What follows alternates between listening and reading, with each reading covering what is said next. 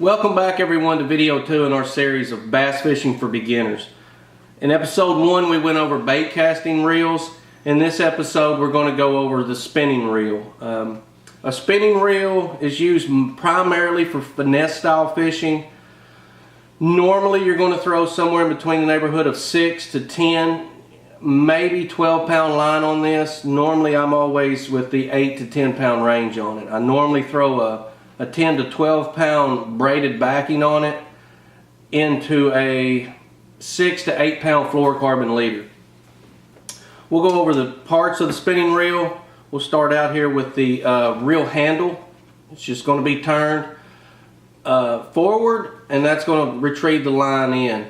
Now, a good thing about spinning reels, you don't have to worry about buying a left-handed or right-handed model. For the most part, if you see there's a knob on this side, you can just unscrew that knob, and to switch handles or switch sides, just screw it all the way out. They're normally really long-winded.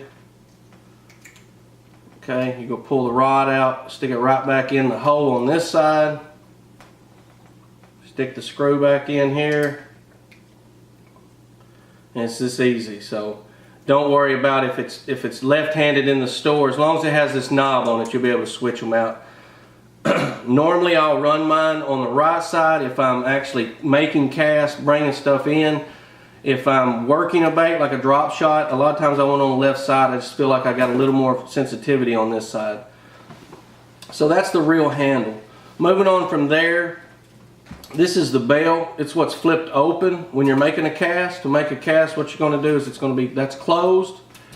You're going to hook the string in your finger, flip the bail open. So now you're holding the string with the bail open. You're going to make a cast. Let that finger go. The line's going to come out of the reel. Okay, this is in the open position. This is the closed position. This part of the bail up here is the line guide. And what's going to happen is when you close it, the line's going to hang on the bail. As you start reeling, it's going to catch in the line guide, and that's going to feed it onto the spool, which is the next spot we're talking about. This is the spool. It's what's going to hold all your line.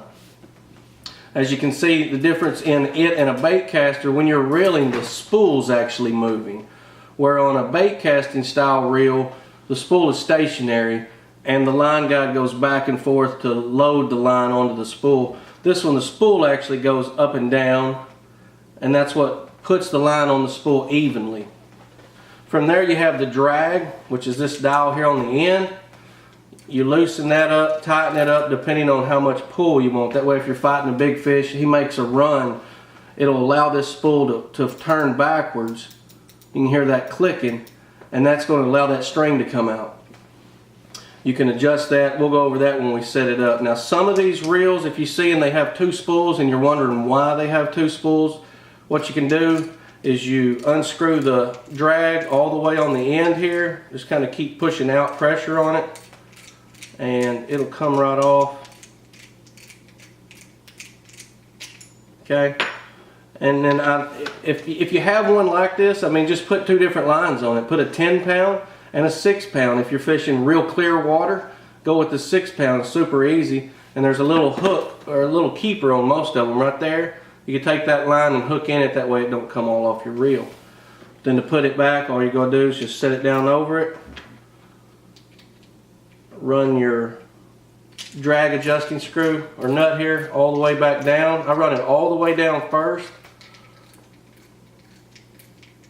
and then you're going to adjust it back out. So you'll do that when you have line on it, see how much pull. The next thing you got is your anti-reverse switch. Sometimes it's going to be located here, sometimes I've seen them here.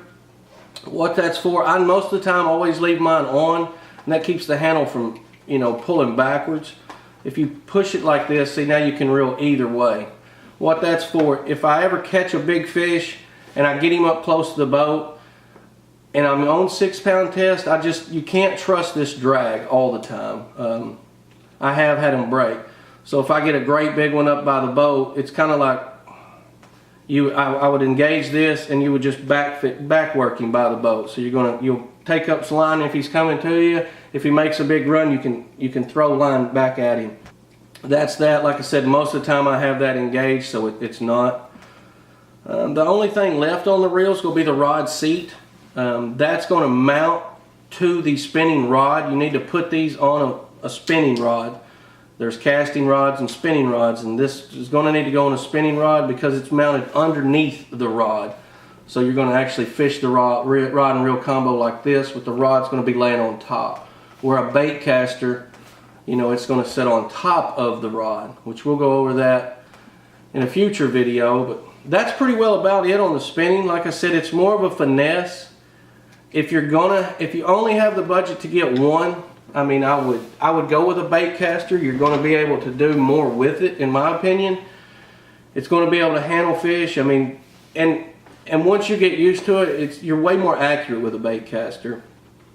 But that being said, I mean, you can pick up a good combo to start with for around $50. I'm talking rod and reel both. I know Abu Garcia makes one.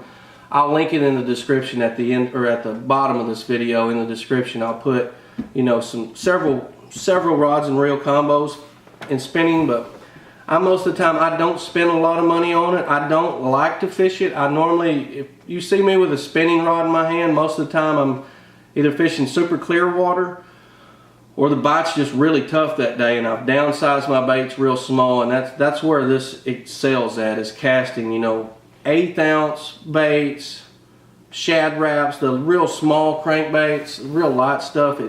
You just can't make good casts with a bait caster, and that's when I go with this.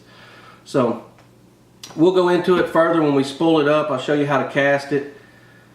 But that's about it when it comes to the spinning reel. If you feel like this video helped you, if you would, smash that like button, hit that subscribe button for videos coming up. We're going to go over the rods in our next episode.